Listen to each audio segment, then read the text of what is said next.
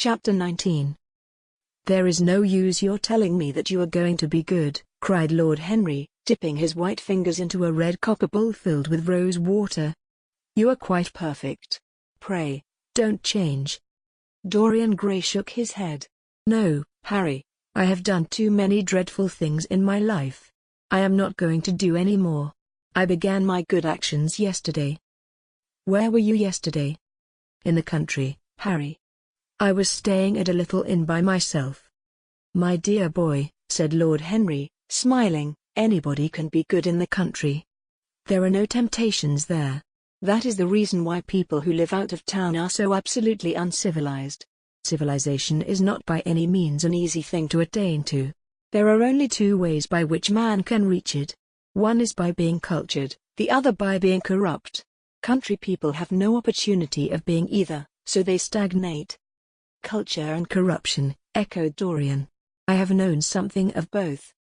It seems terrible to me now that they should ever be found together. For I have a new ideal, Harry. I am going to alter. I think I have altered." "You have not yet told me what your good action was. Or did you say you had done more than one?" asked his companion as he spilled into his plate a little crimson pyramid of seeded strawberries and, through a perforated, shell-shaped spoon, snowed white sugar upon them. "I can tell you, Harry. It is not a story I could tell to anyone else. I spared somebody. It sounds vain, but you understand what I mean. She was quite beautiful and wonderfully like Sybil Vane. I think it was that which first attracted me to her. You remember Sybil, don't you? How long ago that seems. Well, Hetty was not one of our own class, of course. She was simply a girl in a village. But I really loved her. I am quite sure that I loved her. All during this wonderful May that we have been having, I used to run down and see her 2 or 3 times a week. Yesterday she met me in a little orchard. The apple blossoms kept tumbling down on her hair, and she was laughing. We were to have gone away together this morning at dawn. Suddenly I determined to leave her as flower-like as I had found her." "I should think the novelty of the emotion must have given you a thrill of real pleasure, Dorian," interrupted Lord Henry. "But I can finish your riddle for you. You gave her good advice and broke her heart. That was the beginning of your reformation." "Harry, you are horrible. You mustn't say these dreadful things. Hetty's heart is not broken. Of course, she cried and all that. But there is no disgrace upon her. She can live, like Perdita, in her garden of mint and marigold." "And weep over a faithless Florizel," said Lord Henry, laughing, as he leaned back in his chair. "My dear Dorian, you have the most curiously boyish moods. Do you think this girl will ever be really content now with any one of her own rank? I suppose she will be married some day to a rough carter or a grinning ploughman. Well, the fact of having met you, and loved you, will teach her to despise her husband, and she will be wretched. From a moral point of view, I cannot say that I think much of your great renunciation. Even as a beginning, it is poor. Besides, how do you know that Hetty isn't floating at the present moment in some starlit millpond, with lovely water lilies round her, like Ophelia? I can't bear this, Harry. You mock at everything, and then suggest the most serious tragedies. I am sorry I told you now. I don't care what you say to me. I know I was right in acting as I did. Poor Hetty. As I rode past the farm this morning, I saw her white face at the window, like a spray of jasmine. Don't let us talk about it any more, and don't try to persuade me that the first good action I have done for years, the first little bit of self-sacrifice I have ever known, is really a sort of sin. I want to be better. I am going to be better. Tell me something about yourself. What is going on in town? I have not been to the club for days. The people are still discussing poor Basil's disappearance. I should have thought they had got tired of that by this time, said Dorian, pouring himself out some wine and frowning slightly. My dear boy, they have only been talking about it for 6 weeks, and the British public are really not equal to the mental strain of having more than one topic every 3 months. They have been very fortunate lately, however. They have had my own divorce case and Alan Campbell's suicide. Now they have got the mysterious disappearance of an artist. Scotland Yard still insists that the man in the grey ulster who left for Paris by the midnight train on the 9th of November was poor Basil, and the French police declare that Basil never arrived in Paris at all. I suppose in about a fortnight we shall be told that he has been seen in San Francisco. It is an odd thing, but everyone who disappears is said to be seen at San Francisco. It must be a delightful city, and possess all the attractions of the next world. What do you think has happened to Basil? Asked Dorian, holding up his burgundy against the light and wondering how it was that he could discuss the matter so calmly. I have not the slightest idea. If Basil chooses to hide himself, it is no business of mine. If he is dead, I don't want to think about him. Death is the only thing that ever terrifies me. I hate it. Why? Said the younger man wearily. Because, said Lord Henry, passing beneath his nostrils the gilt trellis of an open vinaigrette box, one can survive everything nowadays except that. Death and vulgarity are the only two facts in the 19th century that one cannot explain away. Let us have our coffee in the music room, Dorian. You must play Chopin to me. The man with whom my wife ran away played Chopin exquisitely. Poor Victoria. I was very fond of her. The house is rather lonely without her. Of course, married life is merely a habit, a bad habit. But then one regrets the loss even of one's worst habits. Perhaps one regrets them the most. They are such an essential part of one's personality. Dorian said nothing, but rose from the table, and passing into the next room, sat down to the piano and let his fingers stray across the white and black ivory of the keys. After the coffee had been brought in, he stopped, and looking over at Lord Henry, said, "Harry, did it ever occur to you that Basil was murdered?" Lord Henry yawned. Basil was very popular, and always wore a Waterbury watch. Why should he have been murdered? He was not clever enough to have enemies.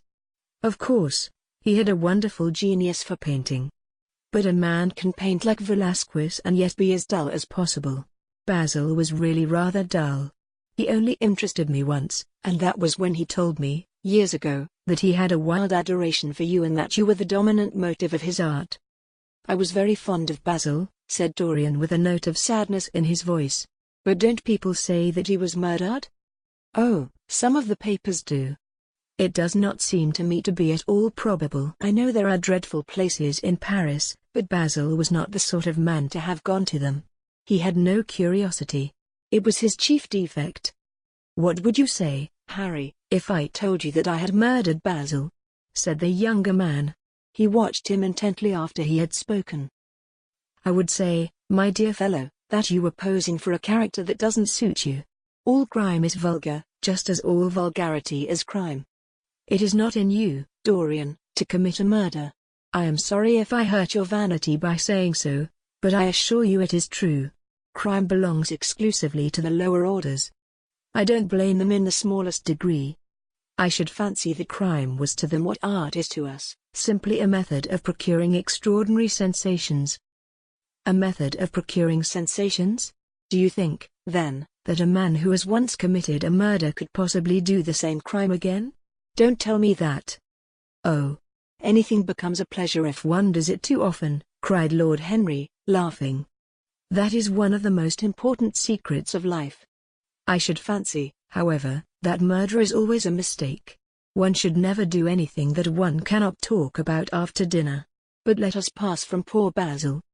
I wish I could believe that he had come to such a really romantic end as you suggest, but I can't. I dare say he fell into the Seine off an omnibus and that the conductor hushed up the scandal. Yes, I should fancy that was his end. I see him lying now on his back under those dull green waters, with the heavy barges floating over him and long weeds catching in his hair. Do you know, I don't think he would have done much more good work. During the last 10 years his painting had gone off very much. Dorian heaved a sigh, and Lord Henry strolled across the room and began to stroke the head of a curious Java parrot, a large, grey-plumaged bird with pink crest and tail, that was balancing itself upon a bamboo perch.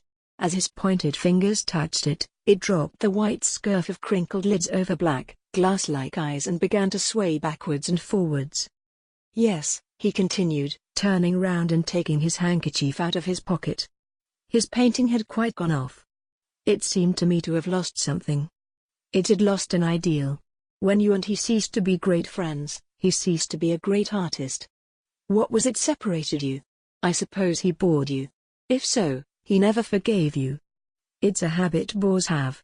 By the way, what has become of that wonderful portrait he did of you? I don't think I have ever seen it since he finished it. Oh. I remember your telling me years ago that you had sent it down to Selby, and that it had got mislaid or stolen on the way. You never got it back? What a pity. It was really a masterpiece. I remember I wanted to buy it. I wish I had now. It belonged to Basil's best period. Since then, his work was that curious mixture of bad painting and good intentions that always entitles a man to be called a representative British artist. Did you advertise for it? You should. I forget, said Dorian. I suppose I did, but I never really liked it. I am sorry I sat for it. The memory of the thing is hateful to me. Why do you talk of it? It used to remind me of those curious lines in some play Hamlet, I think how do they run? Dash. Like the painting of a sorrow, a face without a heart. Yes, that is what it was like. Lord Henry laughed. If a man treats life artistically, his brain is his heart, he answered, sinking into an armchair. Dorian Gray shook his head and struck some soft chords on the piano. Like the painting of a sorrow, he repeated, a face without a heart. The elder man lay back and looked at him with half-closed eyes. By the way, Dorian, he said after a pause, what does it profit a man if he gain the whole world and lose? How does the quotation run? His own soul? The music jarred, and Dorian Gray started and stared at his friend. Why do you ask me that, Harry? My dear fellow, said Lord Henry, elevating his eyebrows in surprise, I asked you because I thought you might be able to give me an answer. That is all. I was going through the park last Sunday, and close by the Marble Arch there stood a little crowd of shabby-looking people listening to some vulgar street preacher. As I passed by, I heard the man yelling out that question to his audience. It struck me as being rather dramatic. London is very rich in curious effects of that kind. A wet Sunday, an uncouth Christian in a mackintosh, a ring of sickly white faces under a broken roof of dripping umbrellas, and a wonderful phrase flung into the air by shrill hysterical lips. It was really very good in its way, quite a suggestion. I thought of telling the prophet that art had a soul, but that man had not. I am afraid, however, he would not have understood me. Don't, Harry. The soul is a terrible reality. It can be bought, and sold, and bartered away. It can be poisoned, or made perfect. There is a soul in each one of us. I know it.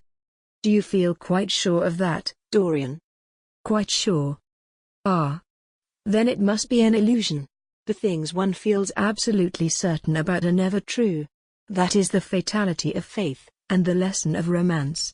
How grave you are. Don't be so serious. What have you or I to do with the superstitions of our age? Number we have given up our belief in the soul. Play me something. Play me a nocturne, Dorian, and, as you play, tell me, in a low voice, how you have kept your youth. You must have some secret. I am only 10 years older than you are, and I am wrinkled, and worn, and yellow. You are really wonderful, Dorian. You have never looked more charming than you do tonight. You remind me of the day I saw you first. You were rather cheeky, very shy, and absolutely extraordinary. You have changed, of course, but not in appearance.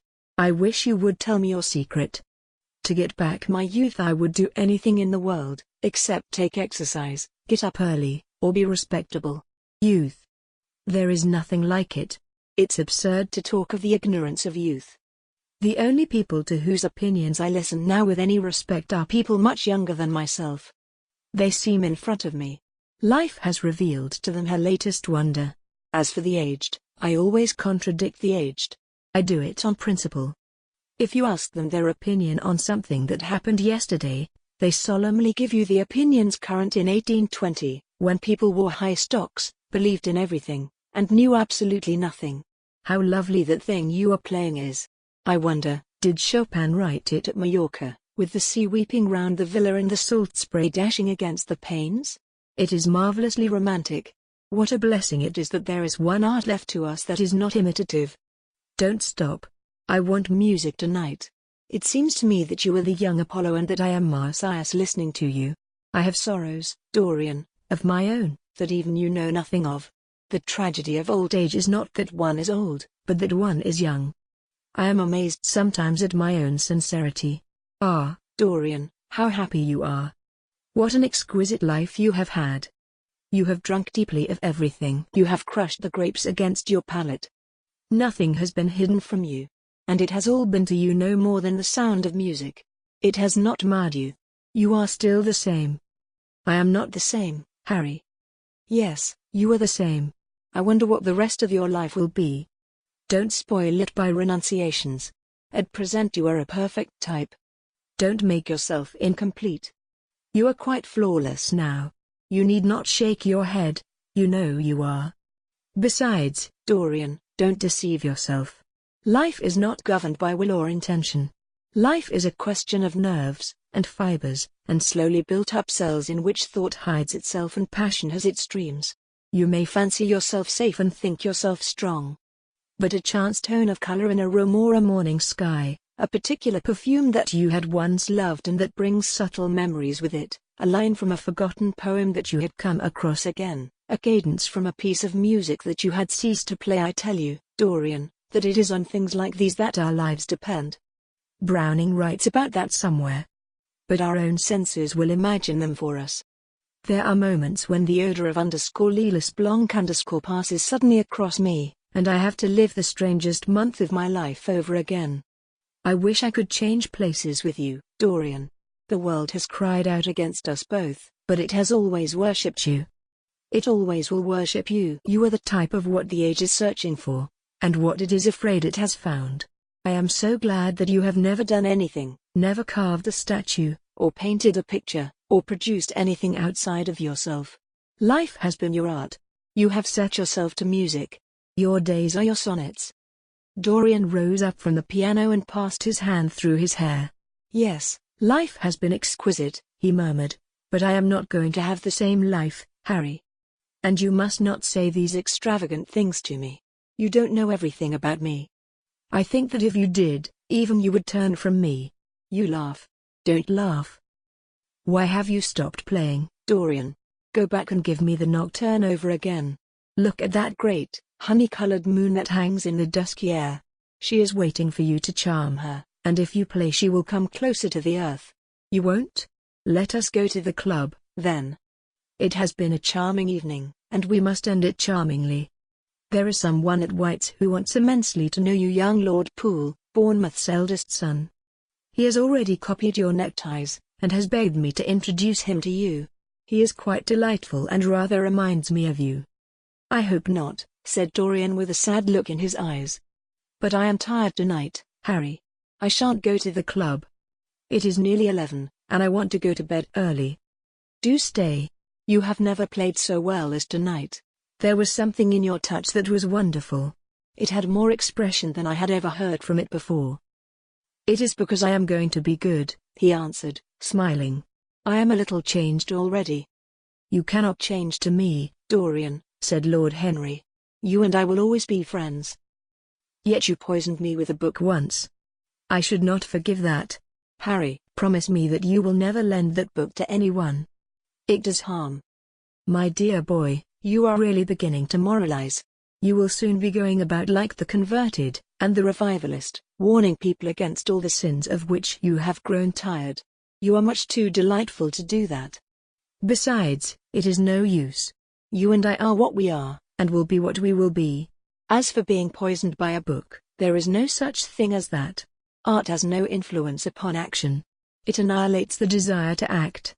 It is superbly sterile. The books that the world calls immoral are books that show the world its own shame. That is all. But we won't discuss literature. Come round tomorrow. I'm going to ride at 11. We might go together, and I will take you to lunch afterwards with Lady Branksome. She is a charming woman, and wants to consult you about some tapestries she is thinking of buying. Mind you come. Or shall we lunch with our little Duchess? She says she never sees you now. Perhaps you are tired of Gladys? I thought you would be. Her clever tongue gets on one's nerves. Well, in any case, be here at 11. Must I really come, Harry? Certainly. The park is quite lovely now. I don't think there have been such lilacs since the year I met you. Very well. I shall be here at 11, said Dorian. Good night, Harry. As he reached the door, he hesitated for a moment, as if he had something more to say. Then he sighed and went out.